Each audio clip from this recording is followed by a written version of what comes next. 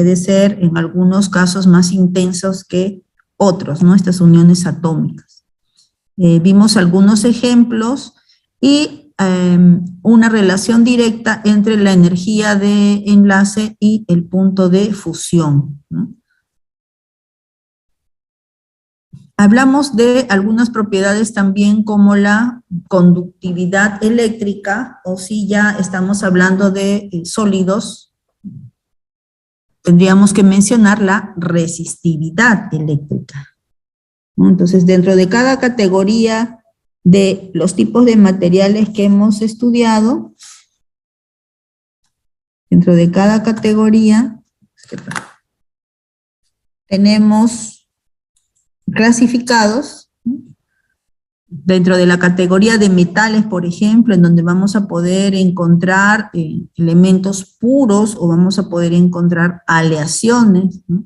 Uniones metálicas, podemos observar que la resistividad es variable dentro del grupo, como habíamos mencionado, ¿no? Aunque de forma general habíamos indicado que se caracterizan por una alta conductividad eléctrica en comparación con los otros elementos, ¿no? Entonces, si hablamos de resistividad eléctrica, por ejemplo, comparado en metales conocidos por esta propiedad, tales como el cobre, el oro,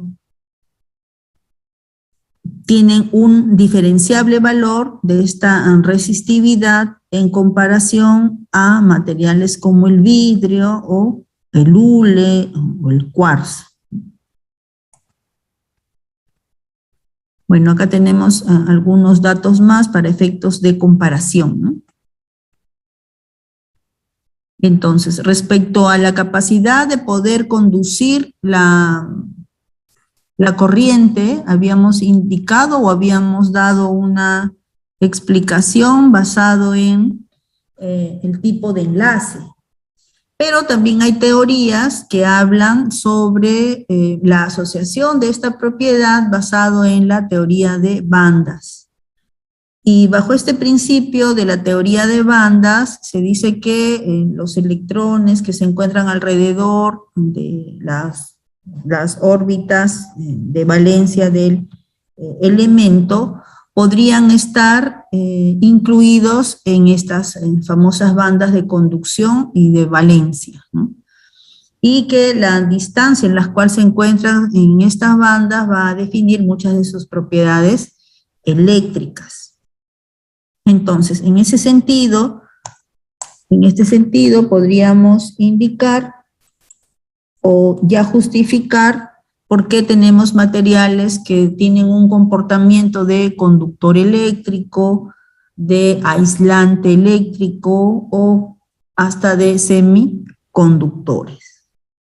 Entonces, esa energía que va a necesitar el electrón para saltar de la banda de valencia a la banda de conducción, va a necesitar una energía que vencer para poder llegar a ese nivel energético, va a definir qué tan fácil va a poder o no conducir la corriente. Mientras más pequeña sea esta banda, o inclusive en algunos metales se encuentra traslapada, por eso es que pueden conducir rápidamente la corriente y también el calor, va a estar favorecido o no dicha propiedad, ¿no? Entonces, en el caso de situaciones en las cuales tenemos esta brecha bastante grande, se habla de la clasificación de elementos como aislantes, ¿no?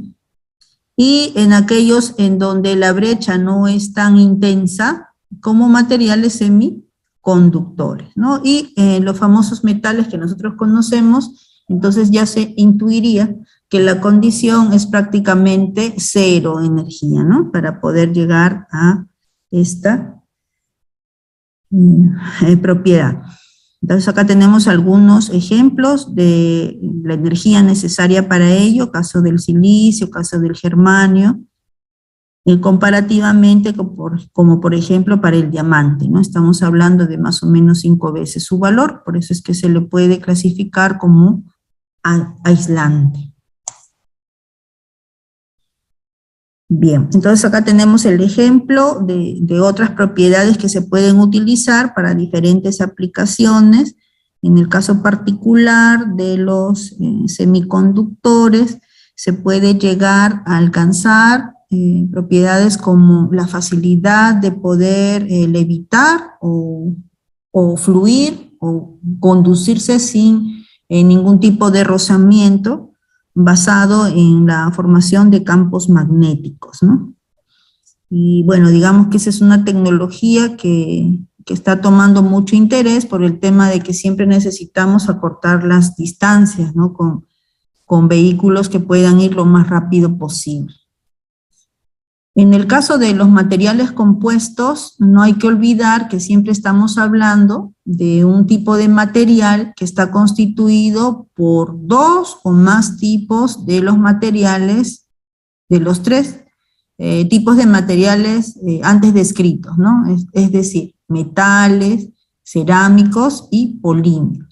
Entonces, un material compuesto, si bien habíamos visto en la sesión anterior, por ejemplo, una cámara de niebla, habíamos hablado como un ejemplo que está formado por poliéster con fibra de vidrio, y en la clasificación que vimos general de un material compuesto, lo podemos ya ver como un único material, si bien sabemos que está constituido por dos o más, y sabemos los nombres de los componentes, cuando lo vemos, nos interesaría saber cómo está microestructuralmente unidos, ¿no? Entonces, acá tenemos el ejemplo de cómo veríamos internamente, en su estructura interna, a dicho material, ¿no? Esta es una vista al microscopio electrónico, en donde podemos a simple vista decir, bueno, que hay ahí unas especie de pequeños barras cilíndricas, ¿no? Eso corresponde precisamente a una vista al microscopio de un material compuesto formado por un polímero y fibras de vidrio, ¿no? Esas fibras que ustedes ven ahí son fibras de vidrio. Y precisamente la forma de estas fibras, como nos podríamos imaginar, son del tipo alargadas, ¿no? Fibras circulares, en forma de barras. Entonces, esta disposición que vemos, ¿no?, de las fibras, por ejemplo, tenemos en un sector, por ejemplo, la estamos observando que están incluso agrupadas, y vemos que otras pueden estar entrecruzadas, ¿no? Incluso esta está trasladando o cruzando el interior. A pesar de ser un material compuesto como tal, podríamos nosotros indicar que para alcanzar las propiedades específicas de este material, imaginamos que no solamente va a depender de el tipo de polímero o el material con el que está hecho el polímero o los elementos que conforman el polímero, sino también los elementos que conforman el otro material compuesto. Pero más allá de saber los nombres, también habría que tomar en cuenta algunos conceptos o algunas características de este material, como por ejemplo, si va a estar unido o va a ser el producto de esta unión, en qué porcentaje se encuentran presentes, ¿no?, el segundo componente respecto al otro, ¿no? Y en qué forma puede estar este compuesto distribuido, la forma y la concentración, ¿no? ¿Será lo mismo tener fibras, o serán las propiedades que va a alcanzar el material, serán las mismas si estas fibras están así aglutinadas? ¿Serán las mismas propiedades si estas fibras están separadas? Si estas fibras son cortas o si estas fibras son largas, si las voy poniendo como una especie de sándwich, unas tras otras, o quién sabe, en forma de láminas, polímero, láminas, polímero. Probablemente el material ya compactado y formado en función a toda esta variedad de situaciones que se me pueden estar ocurriendo, definitivamente va a permitir alcanzar otras propiedades, ¿no? Que voy a tener que hacerle el ensayo correspondiente para poder establecer exactamente esas diferencias. Y en función al desarrollo que alcance de la propiedad un aumento o una disminución, ¿no? En función a lo que necesite, voy a poder establecer cuál va a ser la distribución final que van a tener, ¿no? Entonces, en cada uno de los casos, si hablamos de metales, pues será lo mismo. Hemos hablado que podemos tener el metal puro, o lo podemos tener al metal en forma de aleación, en donde ya tenemos más de un tipo de elemento, ¿no? Ya habíamos dicho que la cantidad que pueda estar este elemento va a definir la composición de la aleación, ¿no? En este sentido, como en este caso, me interesará saber en qué porcentaje está presente, ¿no? En qué cantidad será capaz de formar de repente una única fase o ser soluble, o formar dos fases o un compuesto intermetálico. ¿Cómo quedará en función a cómo voy adicionando el otro elemento u otros elementos de aleación? Probablemente en cada cambio de concentración, si son uno o dos elementos de aleación, en cada cambio de concentración probablemente estaré observando un cambio en propiedades también, ¿no? Entonces, esa parte lo vamos a estudiar más en extensión cuando veamos nosotros el diagrama de fases, ¿no? Pero lo mismo que sucede para los metales, podríamos pensar para los cerámicos, podríamos pensar para los polímeros, y en este caso, ¿por qué no? También para los materiales compuestos. Entonces, acá tenemos un pequeño resumen, como en los casos anteriores o en la diapositiva anterior, en donde resumimos siempre las cuestiones generales del tipo de material, ¿no? Estamos en una primera etapa del curso, en donde vamos a tratar de destacar las cualidades más importantes o representativas de cada uno de ellos, ¿no? Entonces, por ejemplo, si hablamos de el tipo de enlace o el carácter final del enlace que está mostrando el material, podríamos resumir que en la clasificación de metales estaría predominando el carácter metálico. Ahí tenemos un ejemplo como el hierro, sería un metal puro, o las aleaciones ferrosas como el acero al carbono, que hablamos en la sesión anterior, o el acero inoxidable, que vimos allí cuando hicimos la comparativa en el tema de costo, o cuando mencionamos en la clasificación general, ¿no? Que ya estaríamos hablando de aleaciones ferrosas. Y, lógicamente, no solamente son esos dos ejemplos, ¿no? Sería todo lo que conocemos cuando hemos estudiado la tabla periódica, ¿no? Y que también lo resaltamos en la diapositiva correspondiente. En el caso de los cerámicos y vidrios, tenemos allí que lo que predomina, habíamos indicado por el tipo de enlace, es el enlace iónico. Pero no hay que olvidar que también hay parte de enlace covalente, ¿ya? Entonces, nosotros cuando hicimos nuestra clasificación, hablamos de las uniones, ¿no? Dijimos metal, no metal, enlace iónico, y lo hemos hablado como tal. Entonces, aquí está destacado por eso primero, enlace iónico. Pero solo que no hay que olvidar que no es que existe un único enlace, ¿no? Está acompañado usualmente por algo de enlace covalente. Y acá tenemos algunos ejemplos representativos. En el caso de polímeros, que habíamos dicho que predominantemente tenemos el enlace covalente, pero no hay que olvidar que también hay presencia de enlace secundario. Y eso hay que tomarlo en cuenta porque muchas de las propiedades que desarrollan, que no se esperarían simplemente justificando por el lado del enlace covalente, a veces juegan un papel importante estos enlaces secundarios. Pero ojo, nuevamente, recuerden que nosotros hemos hecho nuestra clasificación, ¿no? Metal, carácter metálico o enlace metálico, cerámico, enlace iónico, polímero, enlace covalente, ¿no? Y semiconductores, también enlace covalente por los ejemplos que tenemos de silicio, germanio, ¿no? Pero no olvidar que también podemos encontrar un poquito de interacción covalente iónica. Y eso es un poco aclarando este cuadro porque tenemos esta figura, que si bien es un tetraedro, no es el tetraedro de la relación estructura, propiedades y procesamiento y usos, ¿no? Este tetraedro trata de enlazar o relacionar los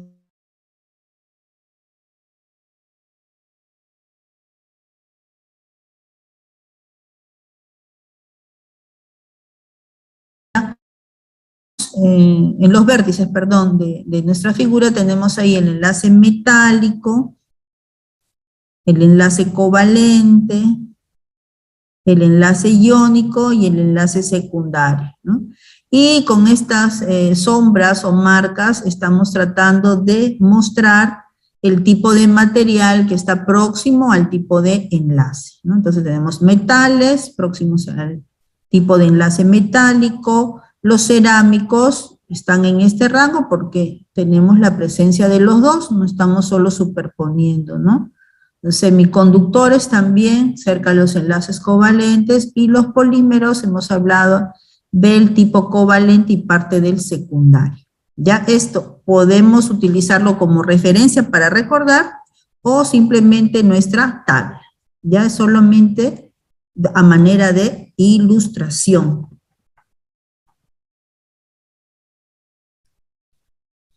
Entonces, hemos estudiado algunas de las propiedades particulares para cada una de esta clasificación que hemos visto, pero en el tema de propiedades también a su vez hay clasificación en función de nuestro gusto o en función de nuestro entendimiento o en función a una designación general. Vamos a ver los ejemplos correspondientes a cada una de estas clasificaciones, ¿no? Entonces, eso es un poco para que no nos extrañe que de repente en alguna literatura que revisamos vemos que el autor probablemente solo dé una clasificación a partir de dos tipos de propiedades generales, mientras que en otro puede haber hasta de 5 características que tiene el material y sobre la base de eso hace su clasificación, ¿no? Entonces no es que esté errado, sino que usualmente uno va a intentar agrupar en función a la necesidad. Aquí, por ejemplo, tenemos una clasificación que de repente no han visto antes y que podríamos tomarlo dependiendo de la necesidad que tengamos, de repente incluyendo el tema de la fabricación o las propiedades que debo tomar en cuenta cuando ya quiero hacer la transformación del material a una pieza final, ¿no? Y estas corresponden, por ejemplo, a propiedades físicas, a propiedades tecnológicas o propiedades químicas. Entonces, como propiedades físicas podríamos tomarlas en cuenta, por ejemplo, en función al uso que voy a dar al material. Entonces, probablemente si tomo en cuenta esto del uso, me será importante tener en este grupo propiedades como densidad, ¿no? Punto de fusión, conductividad térmica y eléctrica, en el lado de lo que habíamos clasificado antes como propiedades mecánicas, ¿recuerdan? Puedo también incluirlo sin problema en físicos porque como voy a usar el material, me gustará saber cuál es la resistencia, la tensión que puede resistir el material, resistencia, cuál es la dureza, qué tan flexible es, qué tan elástico es, qué tan rígido es. Podría ubicarlo sin problema en estas propiedades físicas, ¿no? En cuanto a propiedades químicas que pueden estar relacionadas tanto por la importancia en su uso como la importancia en su fabricación o su transformación o su deformación, podríamos incluir resistencia a la corrosión, resistencia química que habíamos explicado un poquito en las diapositivas anteriores, la facilidad con la que puede solubilizarse o no, alearse o no a la habilidad, y algunas de repente propiedades del tipo venenosas que pueden sufrir cuando se calientan o cuando se descomponen o cuando reaccionan, ¿no?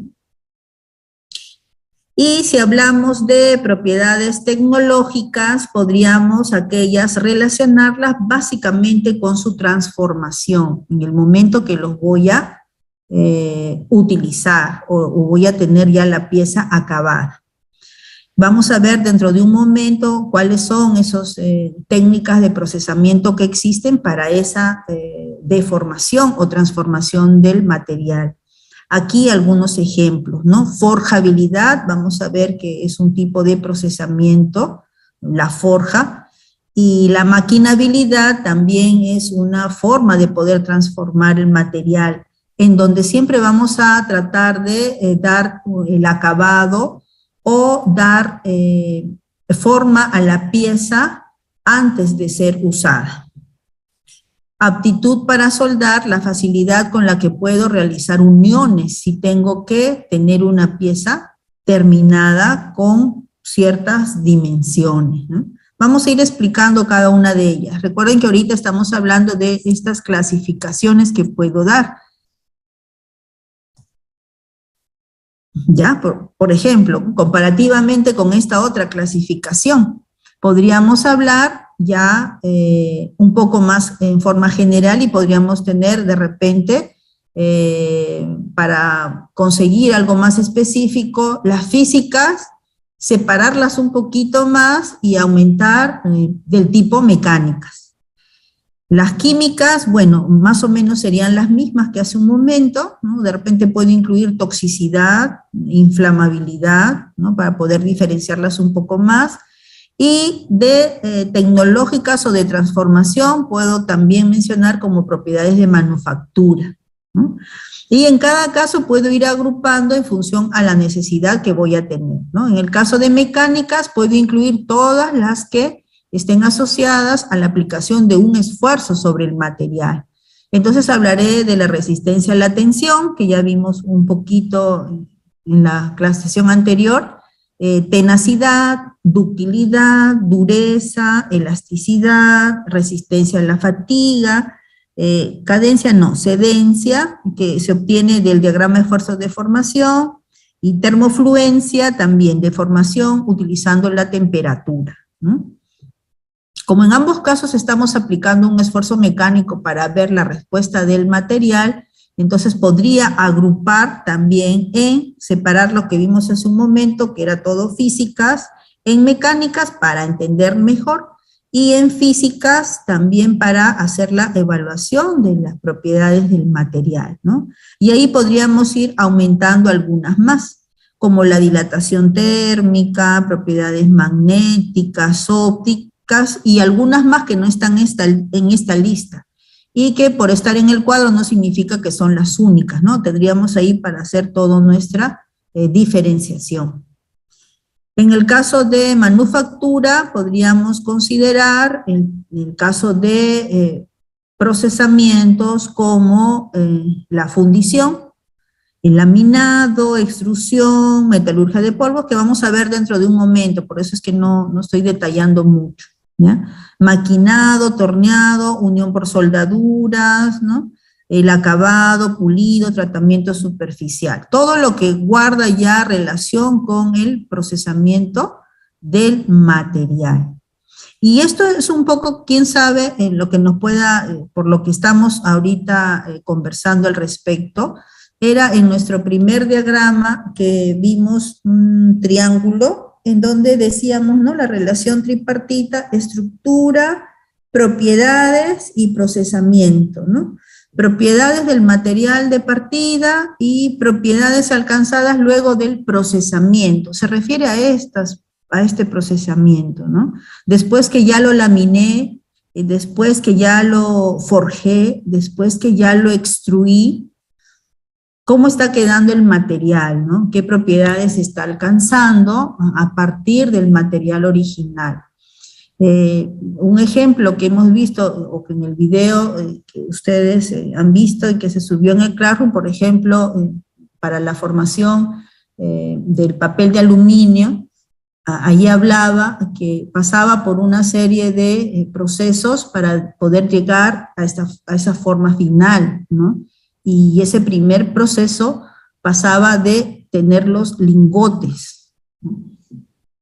Los lingotes a partir de los cuales, ¿no?, tras toda una serie de etapas, finalmente llegaba a las dimensiones del papel, que luego era enrollado, ¿no?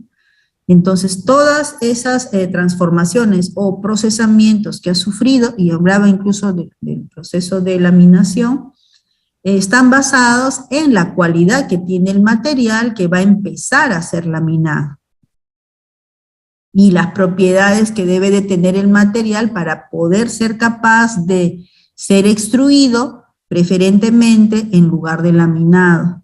O dependiendo de las propiedades del material, de repente ninguno de estos procesamientos se adapta y tengo que empezar en uno nuevo, pensar en uno nuevo, como por ejemplo la metalurgia de polvo, o ir alternando en cómo va a ser la mejor manera de poder conseguir la transformación del mismo, ¿ya? Vamos a ver eso, cuáles son esos procesos y cómo así funcionan o cuál es la característica que debo tomar en cuenta para que el material pase o no por ese tipo de procesamiento, ¿no?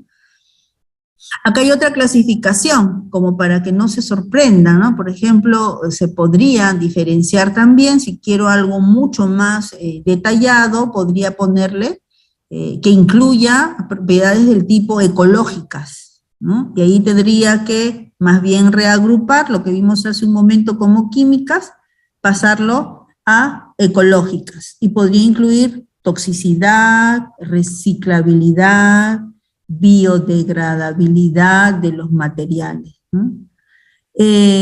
Otra, puedo adicionarle sensorial. Y en sensorial podría adicionar que me gustaría saber las propiedades que puede alcanzar, como el color, la textura, el brillo que puede dar, ¿no? Y las clásicas o comunes podríamos agrupar las físicas y las químicas que vimos hace un momento como físico-químicas, e incluiría todo lo que hemos visto, ¿no? Conductividad térmica, conductividad eléctrica, resistencia a la corrosión, transparencia y quién sabe dilatación y todas las que estaban antes, ¿no? Las mecánicas la podría dejar como tal porque sí son diferenciables respecto a las demás. Y las tecnológicas también como tal, porque ya guardan relación con el proceso de manufactura, ¿no?, que vamos a ver en un momento. Bien, entonces, aquí estamos mostrando 3 tipos de clasificación y probablemente ustedes pueden encontrar hasta 2 o quién sabe muchas más para poder hacer una diferenciación de los diferentes tipos de materiales, ¿no? En cuanto a las propiedades mecánicas, podríamos mencionar nosotros y poder complementar nuestro cuadro, la resistencia a la tensión, ¿no?, que creo que la vez pasada preguntaron, y que básicamente consiste en que debemos obtener una pieza de dimensiones específicas que puedan permitirnos evaluar la propiedad que tiene el material o la resistencia que ofrece el material frente a este estímulo exterior o frente a esta fuerza externa, que puede ser de diferentes formas, puede ser un esfuerzo de tensión, puede ser un esfuerzo de compresión, puede ser esfuerzos combinados, pueden ser esfuerzos cíclicos. La respuesta del material será el mismo. Esa es la gran pregunta, ¿no? ¿Será el mismo para cada tipo de forma en la que yo le aplique el esfuerzo? Habrá que evaluarlo, ¿no? Y por eso existen las máquinas de ensayo, máquinas que tienen características definidas, como por ejemplo el peso que se le va a aplicar, la velocidad con la cual se va a aplicar ese peso, cómo va a quedar registrado, cómo se va a ir midiendo esas diferencias cada vez, ¿no? ¿Cuál va a ser el producto de respuesta o del reporte del ensayo? Entonces, para los ensayos de resistencia a la tensión, en donde se hace referencia que el esfuerzo va a ser un esfuerzo saliente, o sea, una fuerza hacia afuera del material, lo que se requiere es tener una muestra de ensayo, en donde lo que se va a medir es la capacidad que va a tener nuestra máquina de medición en ir aplicando el esfuerzo e ir intentando estirar al material, ¿no? Porque como la fuerza es de tensión, entonces la respuesta del material, nos imaginamos, va a ser el de deformarse en la dirección en donde se está produciendo el esfuerzo, ¿no? Entonces, en esta máquina de ensayo en particular, aquí se le está sujetando a la pieza y por este lado se le está, ¿no? Esto se está roscando y estamos haciendo el estiramiento de la pieza. Entonces, con un extensómetro vamos a ver cuál es el cambio en longitud que va a manifestar el material. ¿Cuándo termina el ensayo? Usualmente el ensayo termina cuando se fractura el material y debe quedar un registro de el esfuerzo que se está aplicando sobre el material y la deformación que se está alcanzando sobre el mismo. Acá tenemos la vista de una pieza que ha sido ensayada, de aluminio y de magnesio, son dos materiales metálicos en donde hemos partido de probetas iguales en tamaño y dimensión, y que al término del ensayo hemos tenido este reporte de resultados de el comportamiento de la pieza. Si bien no tenemos aquí un valor numérico o de su gráfico esfuerzo de formación, lo que sí podemos ya intuir es que este gráfico no va a ser el mismo, porque estamos observando un comportamiento distinto, ¿no? A pesar de que ambos son elementos metálicos, ¿no? Metal es el aluminio, magnesio es un metal, estamos observando que en el caso del magnesio tenemos que el material no es tan deformable como el aluminio, ¿no? No es tan deformable hasta el momento de su ruptura, ¿no? Porque acabó el ensayo. O sea, acá observamos que el ensayo acabó porque terminó con la ruptura del material. Sin embargo, esta ruptura para el caso del magnesio, miren, no ha estado asociado a una deformación muy amplia del material. Mientras que en el caso del aluminio, sí se ha dado esa deformación y con inclusive deformación en cuanto al estiramiento, ¿no? Y deformación inclusive también de la misma pieza, porque como que se ha contraído o cada vez que se ha ido alargando o estirando, también se ha ido reduciendo en diámetro, ¿no? Vemos que este fue el punto de partida, este es el diámetro inicial, y miren cómo para fracturarse prácticamente se ha reducido, ¿no? Entonces, si comparamos las áreas, este es un área de partida, este es un área de término. Ha habido una reducción evidente del área transversal, comparativamente con este otro material, ¿no? Entonces, no puedo asumir que los esfuerzos aplicados han sido los mismos cuando han alcanzado a fracturarse, porque ahí analizaría la parte numérica, pero sí en cuanto a la forma o a la deformación del material impuesto, independientemente de la carga aplicada, sí podemos notar diferencias, ¿no? Y son diferencias que se van a dar a pesar que son materiales metálicos. Vamos a ver que uno va a mostrar un comportamiento diferente, ¿no? Comportamiento diferente. Y que esa diferencia precisamente influye mucho en la decisión que yo tome en la selección del material, ¿no?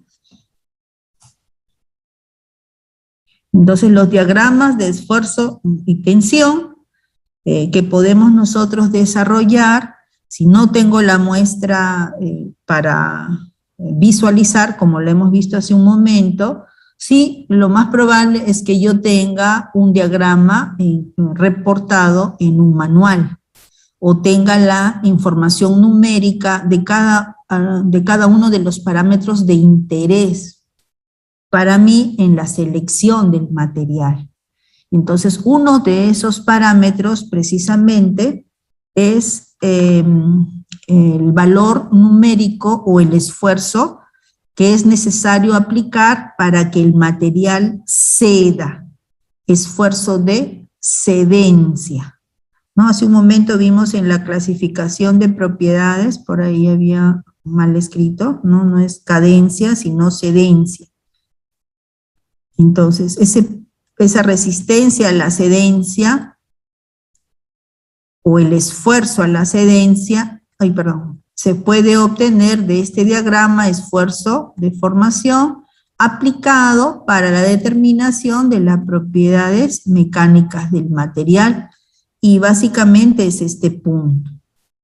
Este punto que es el límite entre pasar del comportamiento elástico del material al comportamiento plástico del material o al comportamiento del material que ya se puede deformar, o al comportamiento de deformación del material cuando se retire el esfuerzo, ya queda deformado, ¿no?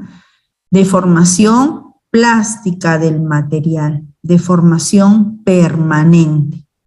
Y esta zona es la región elástica del material, ¿no? Dimensiones que recupera el material tras el cesar el esfuerzo. No hay una deformación permanente, es una deformación temporal. Las dimensiones originales del metal puede regresar, o el material puede regresar a las dimensiones originales al cese del esfuerzo. Entonces ese es el punto de cedencia, le llaman esfuerzo de cedencia o resistencia a la cedencia. El otro punto importante es el esfuerzo de ruptura, que básicamente es cuando terminamos el ensayo, que es en este momento. El ensayo acaba cuando la pieza ya se rompe, ¿no? Se fisura, y ya no hay que estirar, porque ya se separó, ¿no? Y la famosa resistencia mecánica o resistencia a la tensión del material, que básicamente está dado en este punto, ¿no? El punto de máxima resistencia que puede alcanzar el material, que se caracteriza porque después de este momento ya está muy próximo a venir el momento de ruptura, y ya usualmente se empieza a producir una reducción evidente del diámetro, como hemos visto allí, la formación de una especie de cuello sobre el material, en donde ya el material está próximo a fracturarse, ¿no?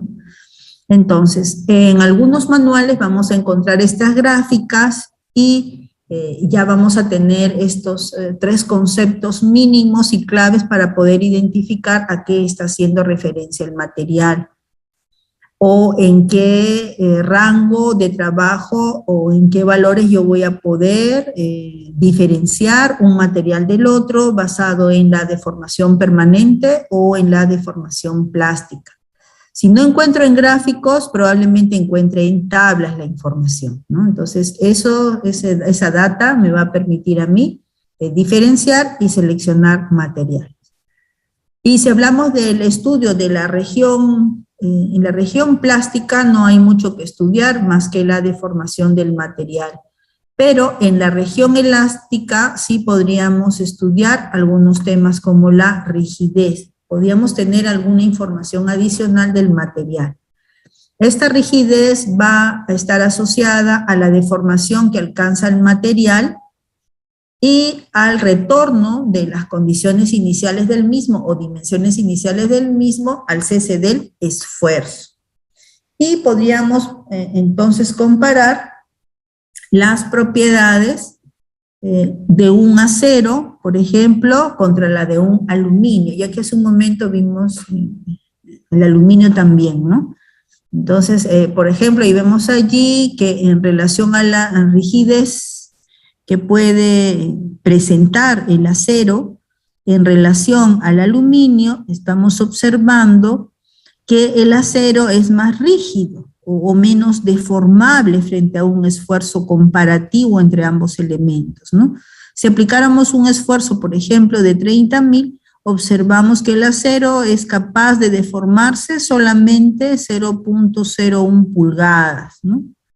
Mientras que el aluminio es capaz de deformarse solamente 0,03 pulgadas, ¿no? Respecto a las dimensiones originales de la pieza, que también está medido en pulgadas, ¿no? Si se hace el esfuerzo, en ambos casos, si se hace el esfuerzo de 30.000, como estamos observando, vamos a regresar a las dimensiones originales del material. Pero previo a eso, hemos podido deformar solo un 0,01 pulgadas en relación al acero, comparativamente como el aluminio, ¿no? Entonces el aluminio en ese sentido es más deformable.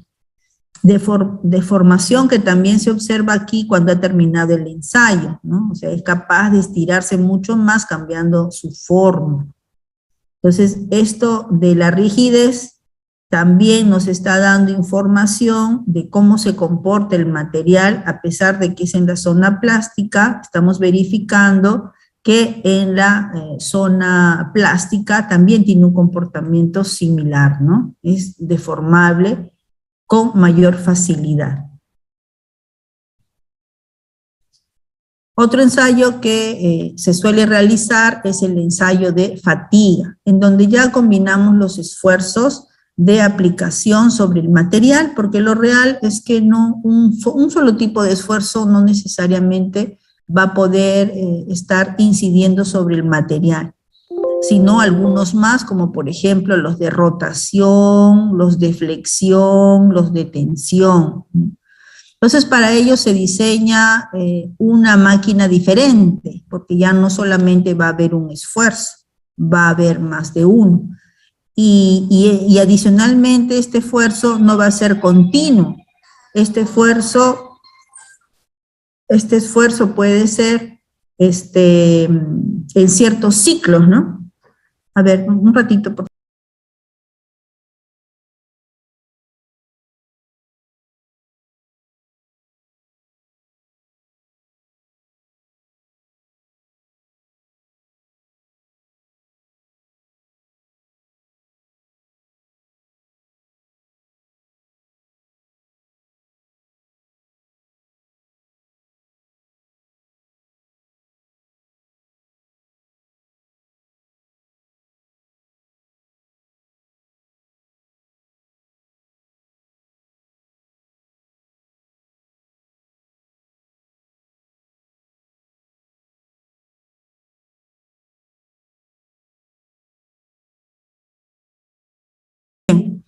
Entonces, cuando aplicamos estos diferentes tipos de esfuerzo y van a tener un ciclo de aplicación, entonces lo lógico sería pensar que también va a haber una respuesta distinta del material.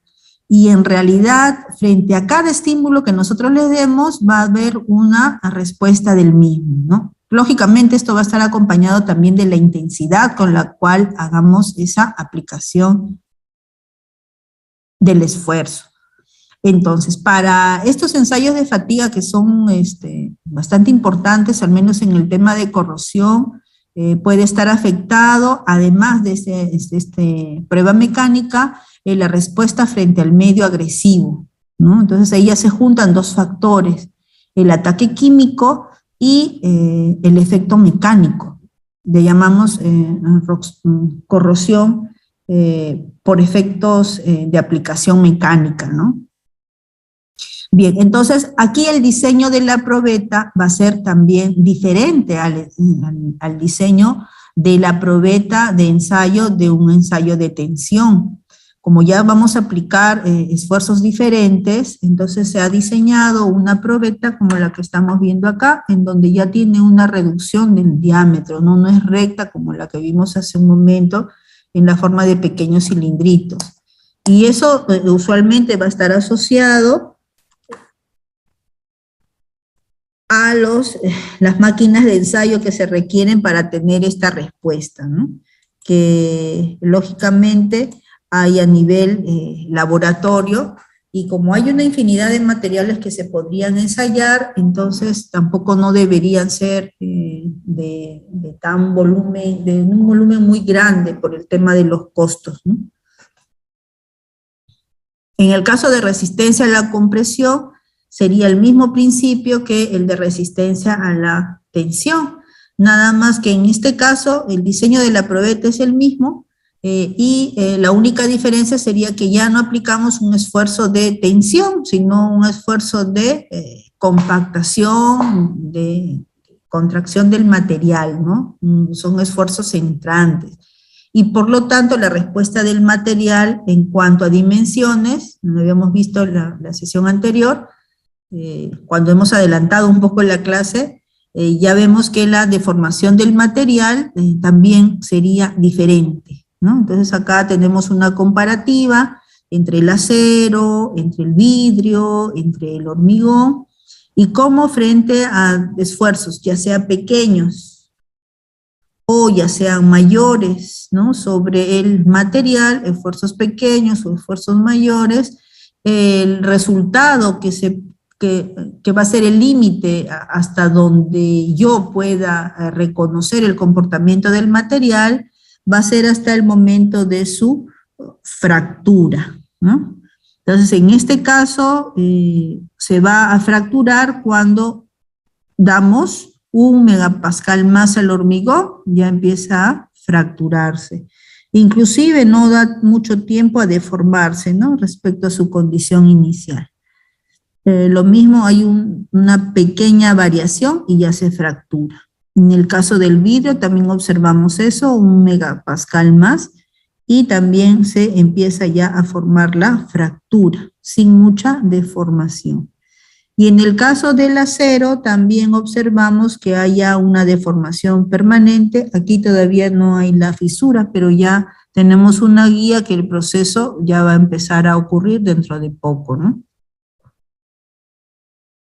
Entonces, acá tenemos una vista, también creo que lo vimos en la sesión anterior, que nos permite visualizar, ¿no?, cómo puede ser el comportamiento de 3 materiales distintos, ¿no? Y cómo puede mostrar este comportamiento de ensancharse, ¿no?, comparativamente, o contraer el material en más intensidad que otros, en función a el tipo de material, elemento puro o metal puro o aleación que nosotros tengamos, ¿no? Entonces siempre debe tratar de quedar claro cuál es esa propiedad que nosotros deseamos que el material cumpla. Si va a ser necesario que sea resistente a la tensión, o si va a ser necesario que sea resistente a la compresión, o si va a ser necesario que sea resistente a la fatiga o no, si va a ser necesario que sea resistente no sé, a otro tipo de esfuerzos, y que no necesariamente sean los que conocemos. Entonces habrá que ver si guardan cierta relación lineal o relación directa, o indirectamente podemos tener una información de alguna propiedad sin necesidad de repente de hacer el ensayo, y más bien buscar otros valores referenciales. Pero para eso tendríamos que entender qué respuesta está dando el material, ¿no?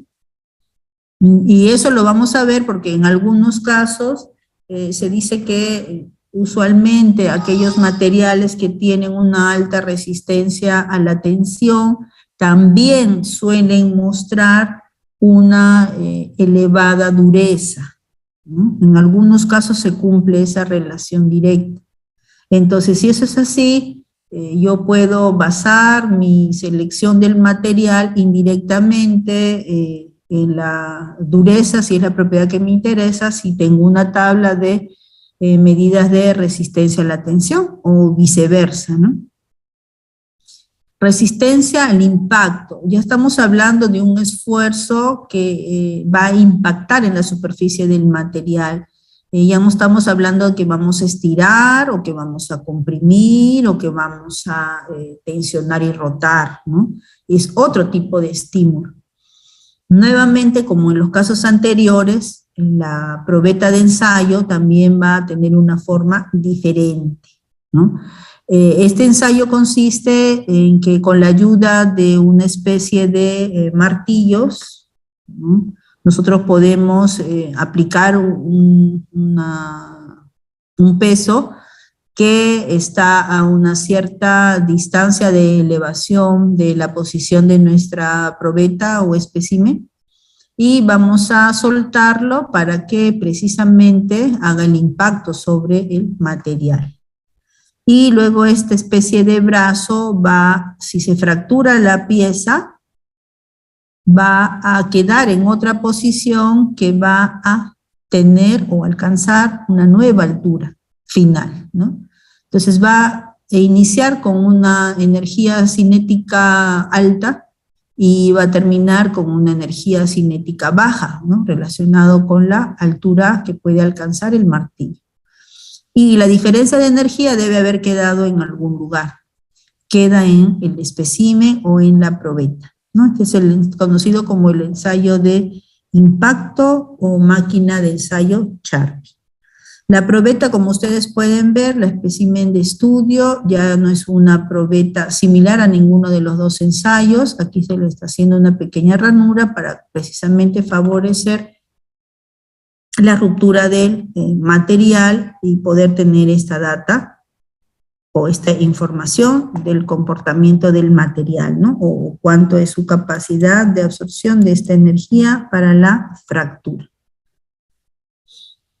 Entonces podemos encontrar en manuales la información, porque de todos aquellos materiales que conocemos, ya sea metales, polímeros, cerámicos, aquellos que mayor uso tienen, aquellos que mayor demanda tienen, probablemente por sus propiedades mecánicas, por sus propiedades tecnológicas, por su capacidad de poder resistir temperaturas, que van a estar condicionadas al tratamiento o al procesamiento que se le dé. O sea, son materiales que ya son tan utilizados y tan usados, han sido tan estudiados, que de todos ellos ya existen manuales, ¿no? Manuales de propiedades, y que simplemente está para que podamos utilizarlos, ¿no? Podamos seleccionarlos y podamos seguir construyendo más estructuras. Entonces, podemos nosotros recurrir a información que ya está en manuales, o podemos también obtener esa información a partir de las hojas técnicas con las cuales venden cada uno de los productos. Estas hojas técnicas a veces los propios fabricantes de los equipos se los entregan, o a veces viene como parte del envoltorio del producto. O si no lo tenemos, pero lo necesitamos, lo que también podemos hacer es pedirlos en el lugar en donde nos lo están vendiendo, ¿no? Por ejemplo, alguna vez nosotros compramos planchas de acero al carbono y necesitábamos las propiedades o verificar que la composición de aleación sea la que se nos está ofertando. Inclusive queríamos saber la composición exacta de cada uno de los componentes, si es una aleación. Entonces, cuando compramos la plancha, ahí en estos comercializadores, distribuidores, no nos proporcionaban, ¿no? Entonces, hicimos una serie de consultas allí a los vendedores, y finalmente conseguimos que nos puedan dar la hoja, que sí las tienen, ¿no? En realidad nos preguntaron para qué necesitábamos tanta información, les explicamos que era para un proyecto que estábamos realizando, y hablaron ahí con la oficina de almacenes, la oficina de transporte, y finalmente nos enviaron a la zona de almacenes en donde gentilmente nos imprimieron la hoja y ahí aparecía toda la información de cómo se obtuvieron, la composición química de todos los elementos de aleación que tenían, ¿no? Y qué ensayo se realizó para poder saber esa composición. Mucha información que si bien aparecen en los catálogos del producto, esta información era mucho más detallada, ¿no? Esas son las hojas técnicas y que lo venden no solamente de un material que vamos a utilizar o de una pieza ya transformada, ¿no? También en el caso de reactivos o productos químicos, también ustedes pueden pedir las fichas técnicas, ¿no? Y en algunos casos hasta ya está en la red también, ¿no? Por ejemplo, acá tenemos una ficha técnica de plancha de acero estructural, laminados en caliente, tal cual como lo venden las empresas. Este es de la fábrica Tuvisa, y les da información como la que ustedes están viendo, ¿no? Este es un reporte de las normas y suministros de la composición química, ¿no? Tipo de acero, propiedades mecánicas, ¿no? Nos dicen el límite de fluencia, ¿no? El límite de fluencia también es conocido, ¿no? Esas tres cualidades que habíamos dicho acá, ¿no? Punto de excedencia, punto de fluencia, límite de fluencia, límite de excedencia, ¿no? Son tres datos que en cuanto a propiedades mecánicas, ¿no? Ya sabemos nosotros que hacen referencia a resistencia, al ensayo de resistencia a la tensión, ¿no? Resistencia a la tracción o tensión y la elongación, ¿no? La deformación que ha sido capaz de alcanzar en el momento de la ruptura. Entonces acá tenemos esos datos, ¿no? Y dimensiones y pesos, ya esto tiene que ver ya con el producto de lo que ellos fabrican o comercializan, ¿no? Las dimensiones. Entonces, por este lado estará en cuanto a la información que nosotros podemos obtener de nuestra plancha de acero estructural que hemos solicitado, ¿no? Claro, cuando tenemos un producto terminado, como por ejemplo estos famosos ladrillos que se utilizan para armar diferentes juguetes, nos pueden mencionar, así como vimos las planchas estructurales, la composición, también nos pueden hablar sobre el tipo de material, ¿no? Tenemos aquí que se trata de un polímero de estireno, butadieno y acrilonitrilo, ¿no? Nos habla un poco de sus propiedades generales, densidad. Bueno, el precio usualmente no es una propiedad, ¿no? Esta ficha técnica está bastante completa respecto al material. Pero observen aquí, en propiedades mecánicas sí nos da una información amplia, ¿no? Un módulo de Young que se puede obtener a partir de la pendiente de la región plástica, dureza, que lo vamos a ver luego, límite elástico, resistencia a la tensión, resistencia a la compresión, elongación o deformación, ¿no? El límite de endurecimiento y resistencia a la fractura. Incluye algunas otras propiedades como propiedades de conductividad térmica, expansión térmica, hasta propiedades eléctricas, ¿no? Entonces, dependiendo del tipo de producto, si nos dan más detalle o nos dan más información del material que necesitamos, mejor, ¿no? Porque con eso nosotros también podemos definir nuestros límites de condiciones de uso. Entonces, por ejemplo, ahí dice que conducen el calor, ¿no? Conductividad térmica y tiene un valor no muy alto, ¿no? Expansión térmica.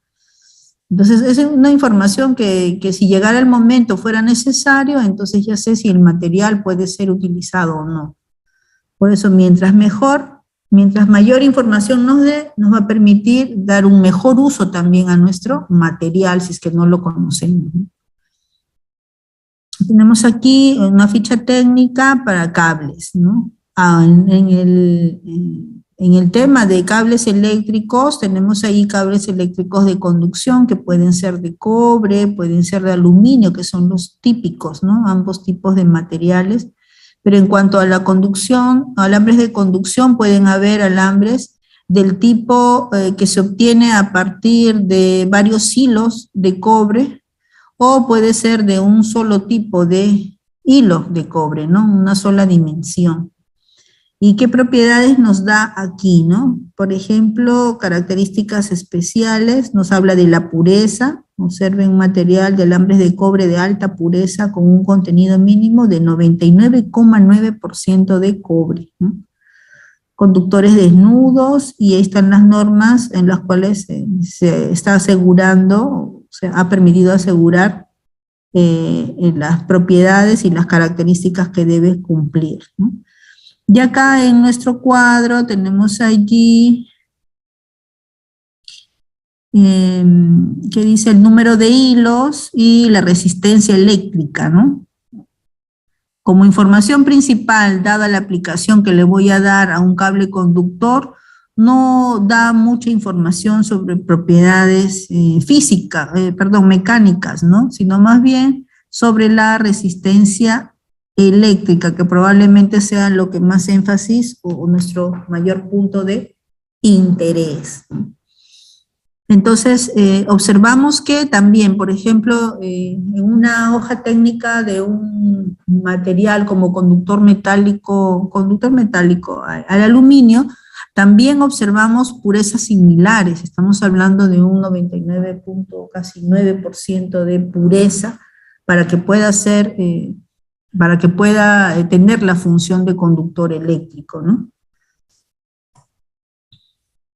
Alguna vez nosotros estuvimos necesitando, estamos haciendo unas pruebas de un trabajo de tesis de uno de sus compañeros, y estábamos intentando colorear estas piezas de aluminio, y en el mercado pues encontrábamos formas diferentes de estas piezas, ¿no? Nosotros compramos platinas de más o menos 4 centímetros, y casi todas eran de aluminio comercial que utilizan para fabricar barandas, ventanas, piso, del aluminio 61-63. ¿Y qué pasaba? Que la aplicación que nosotros queríamos darle era de colorear este aluminio. Y no podíamos, estábamos tratando de hacer la coloración por técnicas electroquímicas, y no cogía el color. La literatura decía que se podía obtener aluminios de color negro, marrón, ¿no? Entonces queríamos nosotros empezar con obtener coloraciones negruzcas. Y como el material que teníamos a mano era ese tipo de aluminio, entonces estábamos empezando a hacer las primeras pruebas, y no salía el color, salían colores poquito grises, pero casi como que no podía teñir, ¿no? Entonces quisimos comprar aluminio puro para poder tener otro punto de partida y poder hacer la comparación, y no había en el mercado, ¿no? Nos contactamos con un egresado que trabaja en estos temas del aluminio, y nos decía, bueno, la empresa produce, pero en volúmenes grandes, ¿no? Tenemos lingote de 1 tonelada, ¿no? O quién sabe, tendría que ser una fabricación especial, pero ¿qué íbamos a hacer con tantos productos, no? Y viendo así hojas técnicas de en qué tipo de construcción podríamos encontrar un aluminio un poco más puro, y a partir de repente de eso poder cortar una sección y poder hacer nuestra prueba, ¿no? Encontramos precisamente que los cables de aluminio que se utilizan en la conducción eléctrica tienen este alto grado de pureza. Entonces decidimos más bien comprar cables de aluminio, fundirlos, manufacturarlos y tener nuestras piezas planas, ¿no? No cuento los pormenores de esto porque es todo un tema de la facilidad, pero conseguimos tener nuestras planchitas de más o menos 2 milímetros, sí, 2 milímetros o 3 de espesor, y conseguimos hacer los colores, ¿no? Y obtuvimos colores bastante negros a partir de nuestra técnica, ¿no? Entonces ahí va de cómo en realidad, sabiendo qué es lo que uno necesita, y buscando la información que está relacionada con lo que necesitamos, sí podemos llegar a concretar algo, ¿no? Por eso es que en el curso estamos, la intención, ¿no?, es poderles dar todas las herramientas básicas que les puedan servir a ustedes luego como criterios iniciales para poder tomar una decisión basada en la información que van a ustedes a encontrar, ¿no? Hay que entender primero en qué consiste cada cosa para poder interpretar el valor numérico de lo que nos van a reportar, ¿no? Bueno, continuando entonces con el tema de los cables conductores, entonces aquí también tenemos una información, ¿no?, y cómo están distribuidos. Esta es otra empresa de conductores eléctricos, y también observamos que la información que nos da es sobre la resistividad o sobre la conductividad, ¿no? No nos dan otra información más en cuanto a propiedades mecánicas, porque entiende que lo principal que vamos a necesitar es eso, ¿no? Cuánto es posible alcanzar en cuanto a resistividad eléctrica bajo esta distribución de hilos dentro del material, ¿no? Bien, entonces hemos visto algunos materiales metálicos, algunos materiales poliméricos, y acá tenemos otros materiales poliméricos relacionados con pinturas, o con el tema de uno de los componentes de las pinturas, que son las famosas resinas epóxicas. Entonces también en las hojas técnicas siempre nos dan una pequeña descripción de los usos, de la aplicación, ¿no?, de las ventajas que tiene este material, y algunos datos técnicos, ¿no? Como es el caso de un recubrimiento, un tipo de resina que va a servir para poder proteger una estructura.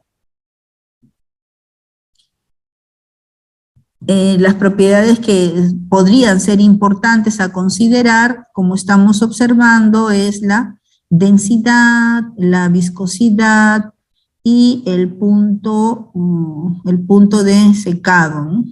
A qué condiciones se deben de realizar. Y otros datos técnicos, ya que tienen que ver con el uso que se le va a dar al material, es consideraciones como la temperatura en la cual va a ser capaz de resistir durante el funcionamiento, ¿no? El tipo de adherencia, si lo tiene en este caso la aplicación del concreto, la resistencia a la compresión, la resistencia a la tensión, ¿no? Y algunas otras que considere relevantes para diferenciarlos de los diferentes productos que van a utilizar. Esto es importante, en el tema de pinturas es importante un análisis del tipo de propiedades, porque muchas veces cuando una pintura no resiste las condiciones para las cuales ha sido utilizada, muchas veces le echan la culpa a la pintura, ¿no? O le echan la culpa al que aplicó, que puede ser en parte, ¿no? Pero en realidad cuando algo falla no es por el material en sí, ¿no? Porque todos los materiales, por lo que estamos estudiando, tienen propiedades, ¿no? Entonces, usualmente falla un material cuando no lo seleccionamos adecuadamente. ¿Por qué podríamos no seleccionarlo adecuadamente? Porque desconocemos de sus propiedades, ¿no? Entonces, a veces cuando, por ejemplo, pintan un equipo o alguna zona que va a estar mucho expuesto al aire libre, y quién sabe todo el tiempo le está dando el sol, quién sabe todo el tiempo llueve en esa zona, quizás todo el tiempo va a estar expuesto frente al mar.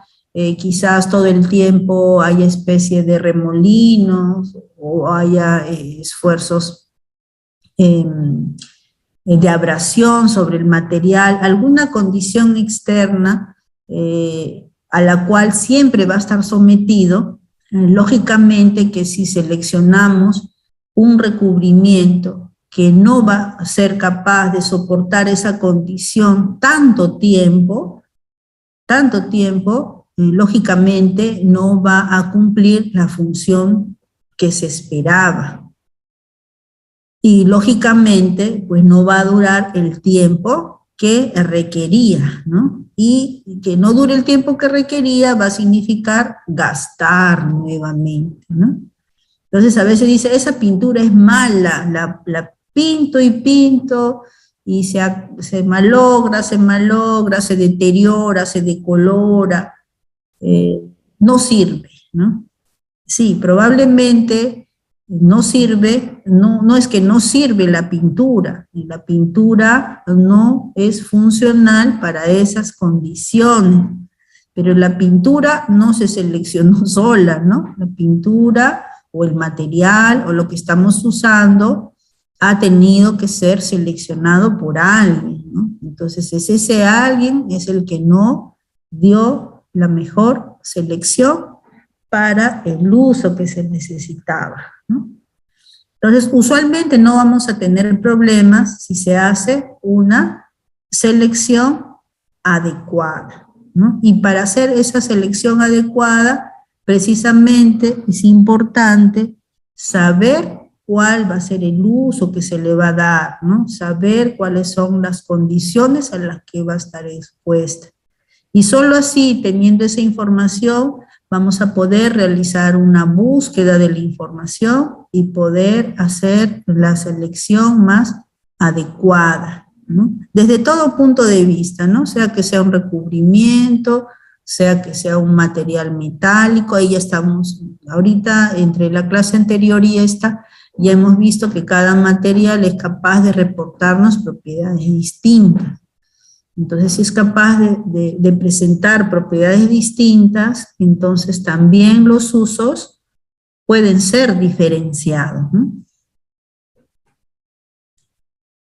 Bien, entonces, en cuanto a la pieza final que nosotros vamos a utilizar, o para llegar a la pieza final con una forma deseada o con un acabado final que vaya a estar directamente en contacto con nosotros o vamos a utilizar, usualmente vamos a tener que pasar por una serie de equipos que permitan alcanzar estas formas. Y podríamos mencionar como alguno de ellos algunas herramientas o discos de corte, por ejemplo, ¿no? Como ahí tenemos algunos procesos de maquinado, ¿no? Tenemos discos de corte si queremos reducir el tamaño de las muestras. O podemos generar hilos, ¿no? También vamos a necesitar algunas herramientas capaces de poder dar ese acabado en forma de hilos, de repente para hacer tornillos, ¿no? O también podríamos recurrir, si estamos hablando de un acabado final, a un tratamiento térmico. Entonces, vamos a ver a lo largo de nuestro curso que hay varias formas que nosotros podemos seguir para poder modificar las propiedades de un material. Y una de estas formas en las que nosotros podemos ejercer una acción para conseguir este cambio va a ser a través del cambio en su microestructura. ¿Cómo vamos a poder hacer este cambio en su microestructura? Vamos a conseguirlo a través de la presencia de otro elemento, ¿no? Otro elemento formando una aleación. podemos hacer modificando su estructura cristalina. Podemos conseguir un cambio de las propiedades a través de también un tratamiento o una deformación mecánica. O podemos conseguir un cambio de sus propiedades haciendo un tratamiento térmico, ejerciendo calor sobre ella. Entonces, ese tratamiento térmico muchas veces se puede efectuar, pero a ciertas condiciones. Entonces, podrían ustedes decir, bueno, ¿tratamiento térmico en qué consiste? ¿En que tengo que calentar? Sí, el nombre lo dice, tratamiento térmico, tengo que calentar la pieza. Sí, pero si caliento la pieza, ¿no la puedo fundir? Así es, si yo tengo un disco y quiero hacerle un tratamiento térmico o una barra o un tubo y quiero hacerle un tratamiento térmico, si lo caliento no lo llegaré a fundir, y si lo fundo, entonces ya no queda en la forma inicial, ¿no? Eso quiere decir que un tratamiento térmico debe procurar no llegar al punto de fusión. Ah, ¿y cómo es el punto de fusión? Buscar en tablas, ¿no? ¿Y hasta qué temperatura? 10 grados menos del punto de fusión, 100 grados menos, 5 grados menos. Pues ese tratamiento térmico usualmente está asociado, el límite del tratamiento térmico usualmente está asociado a su diagrama de fases, ¿no? ¿Cuáles son esos límites en los cuales yo puedo mover la temperatura, en la cual solamente voy a ir hacia la modificación de la microestructura, conseguir movimiento de átomos, más no fundir el material, ¿no? Entonces vamos a ver más adelante estos tipos de tratamientos térmicos, que hay una gran variedad y que en esa variedad vamos a encontrar cambios en las propiedades, ¿no? Y que va a ser de mucha utilidad para poder modificar las propiedades. Acabados de los productos, ¿no? Entonces, cuando vamos a intentar unir piezas, por ejemplo, podríamos utilizar especies de grapas, ¿no? Para conseguir estas uniones, tuercas, tornillos. Podríamos soldar un material o hacer una unión metálica basado en el uso de un material que es capaz de fundir y poder quedar como componente de todo el material final. Podríamos ejecutar soldadura por fricción, ¿no? Acá vamos a tener que va a haber una especie de rozamiento y vamos a conseguir una unión metálica entre los elementos en la medida que vamos a ir haciendo nuestra fricción sobre el material, de forma tal que queda ahí el material fundido y que al solidificar ya tenemos la unión permanente, ¿no? Acá tenemos aquí dos piezas que se van a unir, esta de este lado y esta del otro lado. Aquí es aplicando un poco de calor, aquí es aplicando un poco de presión. O también podemos unirlos por otros, el uso de algunos adhesivos, ¿no? En cada uno de los casos se obtendrá mejor uniones, sí. ¿Hay estos dos tipos de soldadura? Sí, porque va a depender de los tipos de materiales que vamos a utilizar. Algunos pueden no resistir tanto el calor, entonces de repente, pero sí la presión, ¿no? Por eso trataríamos de buscar, también está asociada las propiedades que va a manifestar para la técnica de unión que se va a alcanzar, ¿no?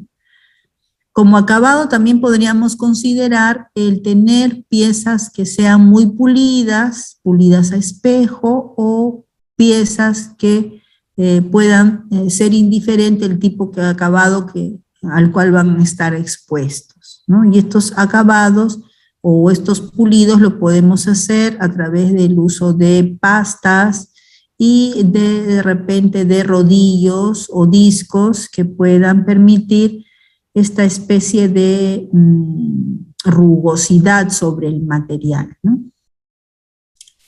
En cuanto al proceso de metalizado, consiste en tener un tratamiento superficial basado en la formación de una capa sobre nuestro material. Esta capa de recubrimiento puede ser obtenido por varios métodos, ¿no? Uno de estos métodos puede ser a través de la depositación al vacío de elementos que son evaporados y que en estado de vapor, por un cambio de presión de vacío, son capaces de precipitar y formarse sobre la superficie de la muestra. O podemos hacerlo por las técnicas convencionales, como puede ser el anodizado o simplemente la electrodeposición, ¿no? No está como ejemplo, pero creo que hemos visto en físico-química, hay un laboratorio en donde ustedes hacen pues la obtención de recubrimientos, ¿no? Recubrimientos de cobre, de níquel. Es una posibilidad. O anodizado, que específicamente es para el aluminio. El tema de anodizado consiste, como en el caso de la electrodeposición, de utilizar una fuente de poder. Una fuente de poder en donde el nombre de anodizado nos ayuda un poco a entender que la pieza que deseamos recubrir se encuentra en el ánodo. Y este ánodo entonces va a obtener un recubrimiento superficial basado en la oxidación del mismo. ¿Cómo se va a conseguir esta oxidación? Precisamente con la aplicación de la energía y en contacto con un medio como el ácido, un medio ácido, como el ácido sulfúrico. Entonces, bajo ciertas condiciones de voltaje y amperaje, y bajo ciertas condiciones de acidez del medio electrolítico, es posible formar óxido de aluminio sobre una superficie de aluminio, o sea, oxidar al aluminio de forma tal que el recubrimiento que está en su superficie sea óxido de aluminio. El óxido de aluminio, bajo esta nueva forma, es muy duro y es muy resistente químicamente comparativamente con el aluminio puro o metal puro. En la práctica común, el aluminio suele ser un material que se pasiva en contacto con el ambiente simplemente. Forma una capa de óxido de aluminio, aluminio 2 o 3, espontáneamente, pero es el orden de las micras. Es muy delgada esta capa. Sin embargo, esta capa tan delgada es capaz de resistir condiciones ambientales no muy severas. Cuando aplicamos el método del anodizado, estas pocas micras que se pueden formar naturalmente pueden ser aumentadas simplemente por la aplicación de corriente en este medio de ácido sulfúrico. Y podemos llegar a obtener espesores de 20, 40 y las micras que necesitemos en función a la necesidad que se requiera de alcanzar. Entonces, para el caso del aluminio resulta ser, junto con la técnica de no solamente hay que obtener el recubrimiento, sino también hay que sellarlo en estos casos, porque el recubrimiento que se forma, particularmente a diferencia de otros recubrimientos metálicos, Este recubrimiento tiene la característica, o se ha observado a nivel de microscopio, que tiene la formación de estructuras hexagonales, ¿no? Entonces, nuevamente, en función a la necesidad, vamos a recurrir a alguna técnica particular para poder nosotros modificar, ¿no?, las condiciones de nuestro material, ¿no? En el caso de un tratamiento superficial, el uso de pinturas también permite el aislamiento del metal frente al medio exterior, ¿no? Ahí vemos cómo se está aplicando sobre la superficie, y ahí ese es todo un tema que no lo desarrollamos nosotros mucho en el curso, porque ya lo ven más ampliamente en el siguiente curso, que es el de corrosión, ¿no? Tenemos allí como 2 sesiones de clases que tienen en teoría, en donde pues hay que ver muchos aspectos importantes relacionados para el mejor funcionamiento, ¿no? Que van desde el tratamiento superficial, técnicas de aplicación. Hay mucho tema que ver sobre las cualidades que debe cumplir el recubrimiento para poder alcanzar el objetivo de protección, ¿no? Bien, entonces llegamos al tema del procesamiento. Entonces, el procesamiento guarda relación con el mecanismo a través del cual vamos a conseguir poder deformar el material de partida a la forma deseada, al producto acabado, ¿no? Eso le estamos llamando nosotros procesamiento. Una de las técnicas muy comunes que nosotros tenemos para poder obtener estas formas terminales, una de las más clásicas, una de las más comunes y quizás una de las más conocidas, es el método de colada o vaciado, que básicamente consiste en fundir el material en bruto, podríamos decir, que se tiene, y vaciarlo en, como su nombre mismo lo dice, vaciarlo en moldes. Vaciarlos en moldes que van a tener la forma deseada de nuestro producto terminado.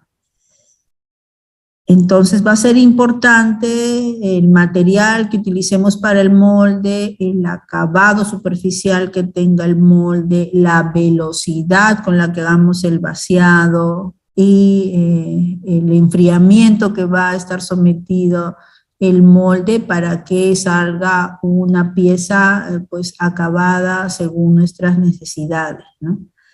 Lo que puede ocurrir durante el proceso de vaciado y que generalmente es lo que se observa, es que se puedan formar una especie de cavidades, pueda quedar acumulada burbujas alrededor del molde o durante el proceso de vaciado. Por eso es que usualmente hay que hacer un control estricto de la velocidad con la cual vamos a ir vaciando para compensar la forma del enfriamiento o la velocidad también con la cual se va a enfriar el material. Y muchas veces también hay que considerar las dimensiones de la pieza, porque si esto ocurre, probablemente nosotros tengamos que dar también un acabado superficial, y ahí vamos a tener que considerar algunos milímetros más de acabado para alcanzar la forma deseada. Entonces es una técnica, como podríamos ver, que es bastante sencilla, ¿no? Y que de repente, de alguna forma, nosotros lo hemos experimentado, de repente cuando hacemos, indirectamente, ¿no? Cuando hacemos nuestros, no sé si nuestros chupetes, nuestras tortas, ¿no? Si vamos a cuestiones así, directamente observables, ¿no? Pero no es la única técnica. Hay otras 4 técnicas del proceso de colada que nosotros podríamos realizar para nuestra pieza. Entonces tenemos aquí el proceso de colada utilizando un molde de arena. Entonces, lo que usualmente se hace es tener el molde y esto lo embebemos en arena verde le llaman, y sobre la cual tenemos un molde exterior y nosotros vamos a ir agregando, lo vemos aquí, ¿no? Nosotros vamos a ir agregando nuestro material fundido, ¿no? Va a alcanzar la forma deseada y cuando hacemos el desmontado es arena la que está rodeando nuestra pieza, ¿no? Vamos a desmontar y vamos a tener nuestra pieza acabada. Entonces, este molde de arena aparentemente muestra mejores resultados comparativamente porque todo el calor se va disipando homogéneamente a lo largo del molde central, ¿no? Luego tenemos otro proceso de moldeo, proceso permanente, en donde igual tenemos dos partes de molde de metal, ya en este caso, en donde agregamos nuestro producto y tenemos una forma del molde hacia un lado y la otra forma de la pieza terminada hacia el otro, ¿no? Entonces podríamos utilizar un único molde completo con la forma, como estamos viendo aquí, un único molde. Acá también podríamos utilizar un único molde, o podríamos pensar en la unión de dos moldes para tener nuestra pieza de acabado. Eso habría que tomar muy en cuenta porque hay que considerar que cuando levantemos ambos lados nos va a quedar una línea ahí, ¿no? A la mitad de nuestra pieza, que va a ser como una especie de línea divisoria y que precisamente va a indicar que ha sido unida de esta forma, ¿no? Por dos lados. Tenemos aquí el otro tipo de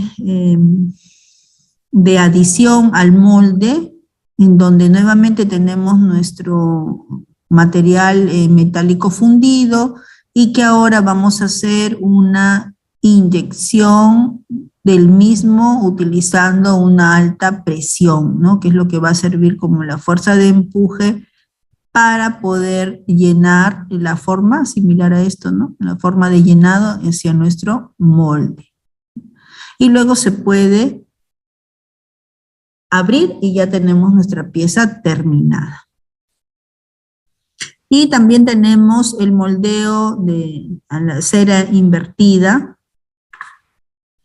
en donde tenemos nuestra especie de molde de cera, a partir del cual le vertemos un molde de cera sobre el cual nosotros le ponemos una especie de... tenemos nuestro molde cerámico en donde le agregamos la cera de la vela, por ejemplo, y hacemos que ésta escurra alrededor de dicho molde.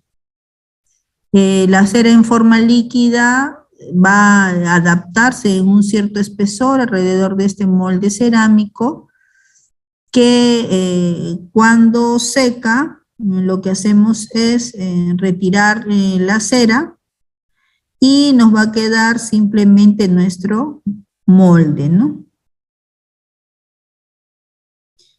Y sobre él vamos a agregar recién nuestro material metálico, y que al momento de calentarse se va a derretir y vamos a tener ya nuestra pieza terminada.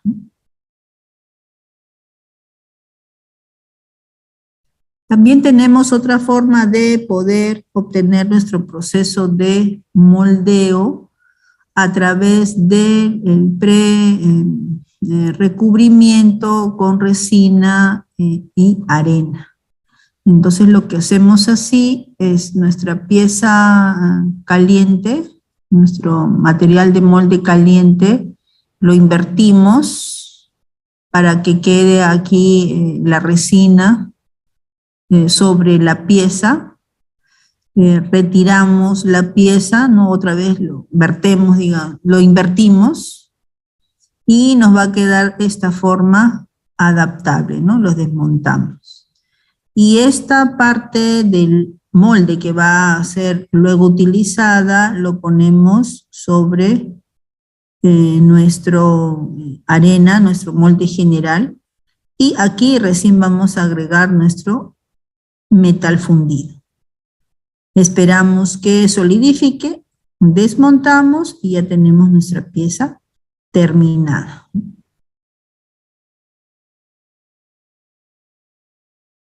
Entonces, esta pieza que está hecha de material metálico, que con formas muy caprichosas, particularmente ya con el acabado superficial correspondiente, ha sido obtenido en un solo bloque. Y uno de los métodos de poder obtener, miren cómo está hasta con agujeritos, uniones, hendiduras, ¿no? Diferentes formas, es posible hacerlo de un solo bloque, ¿no? Y para esto se ha hecho el de la cera perdida, ¿no? El método de la cera perdida. Entonces, en el método de vaciado o colada que habíamos indicado, y en donde, quién sabe, en algún momento hemos visto, no sé si a través de una película o a través de algún contacto directo, siempre el operario va a estar en contacto con el material fundido y probablemente, como estamos hablando de condiciones de punto de fusión, pues no son temperaturas muy bajas, ¿no? Y el momento en el cual está el material fundido, usualmente vamos a ver esta gran intensidad de luz. Entonces, como se está trabajando a la temperatura de fusión del material, tenemos que llevarlo a la fusión para que pueda ingresar por cualquiera de los métodos que elijamos, para que pueda ingresar como líquido en los moldes. Y al poder hacer este vaciado, hay que tomar en cuenta que si va a estar expuesto al aire libre, pues va a pasar por unas diferentes zonas de temperatura. Y en la medida que se vaya, en la medida que vaya pasando el tiempo, en la medida que ocurra, también se va a ir enfriando, ¿no? Entonces, por eso es importante tener en cuenta las velocidades con las cuales se van a hacer los respectivos vaciados, ¿no? Aquí vemos una adaptación de cómo se puede conseguir hacer todo un proceso de vaciado y manejando precisamente los cambios de temperatura y el uso de algunos rodillos podemos obtener algunas formas de material acabado. ¿No? Tenemos, por ejemplo, ¿no? Podemos, tomando en cuenta esto que está ocurriendo o de la forma en la que está ocurriendo, podríamos pensar en obtener algunas piezas o productos considerando que si el material líquido o el metal líquido va a ir circulando a través de un orificio o de una algún espacio vacío, podríamos pensar en que, dada la forma inicial con la que va a estar cayendo, podríamos nosotros pensar en pasarle una especie de spray para ir enfriando, ¿no? Para irlo enfriando en la medida que va cayendo. Y en la medida que se va enfriando y va solidificando, cuando ya está relativamente empezando a solidificar, ajustar, ¿no? Ajustar en este proceso utilizando rodillos y presionando para darle una forma determinada, de repente una lámina, por ejemplo, ¿no?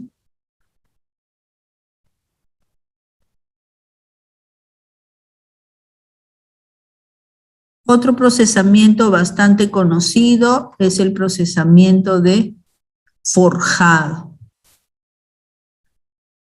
Esta especie de forja consiste en aplicar un esfuerzo sobre el material para deformarlo, mientras puede estar pasando por un proceso de calentamiento o no. Entonces hablaríamos de un proceso de forjado, ya sea en caliente o ya sea en frío. Lógicamente los procesos de forjado en frío, es decir, aquellos que se realizan a temperatura ambiente, van a requerir la aplicación de un mayor esfuerzo, comparativamente con aquellos en donde aplicamos calor y por lo tanto vamos a requerir menores esfuerzos, porque hemos visto, por ejemplo,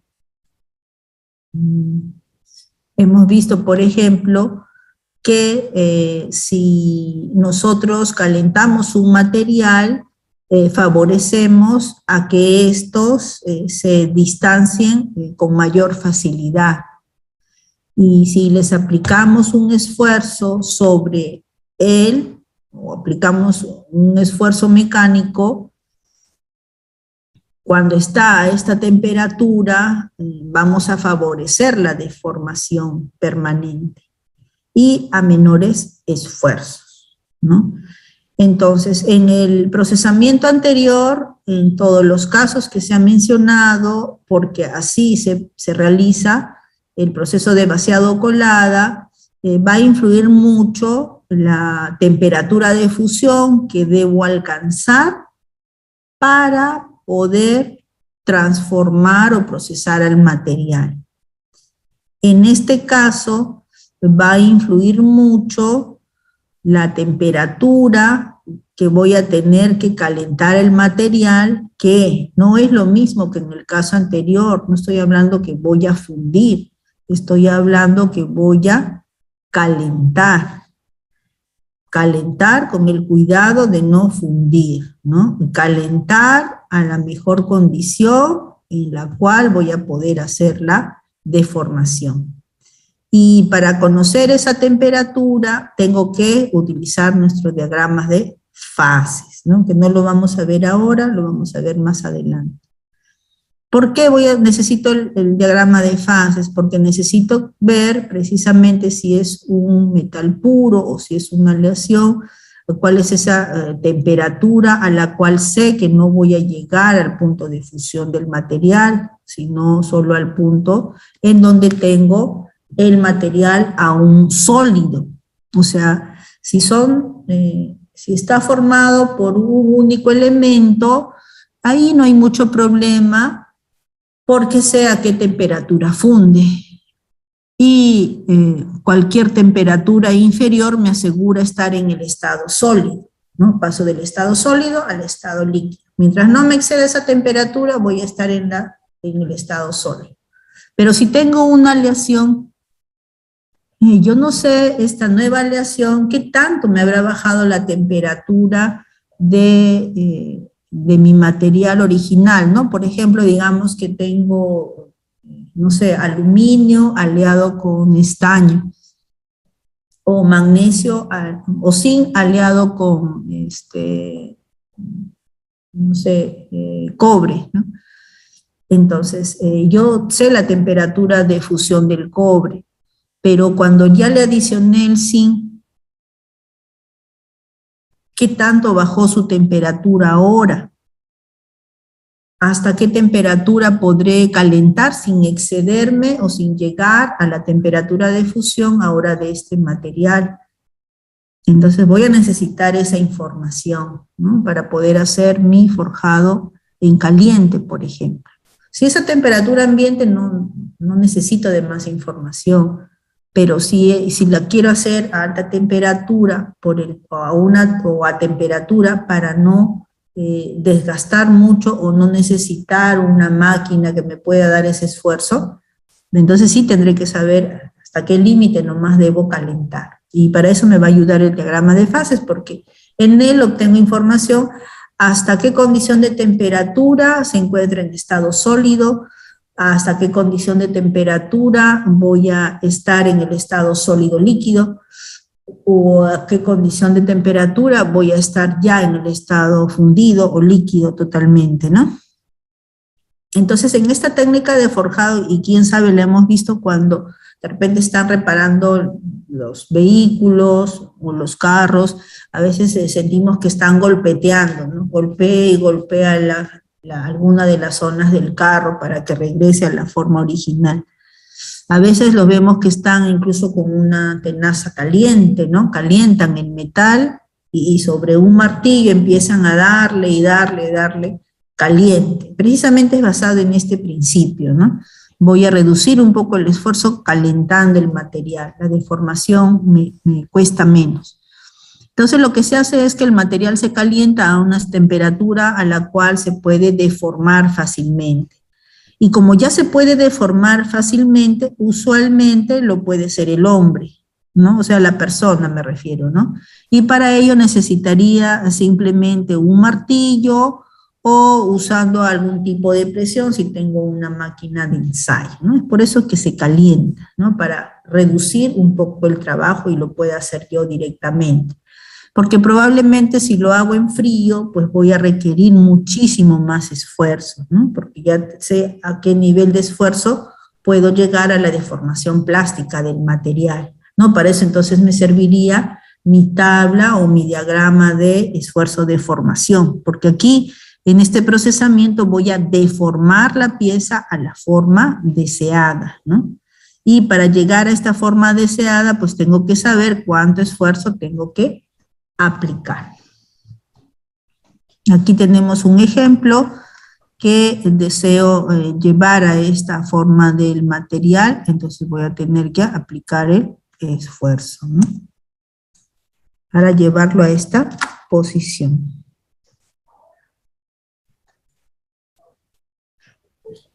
Ya, bueno, esta parte creo que la continuamos luego para no cortar, ¿no? Aquí ya vienen los otros métodos de ensayo.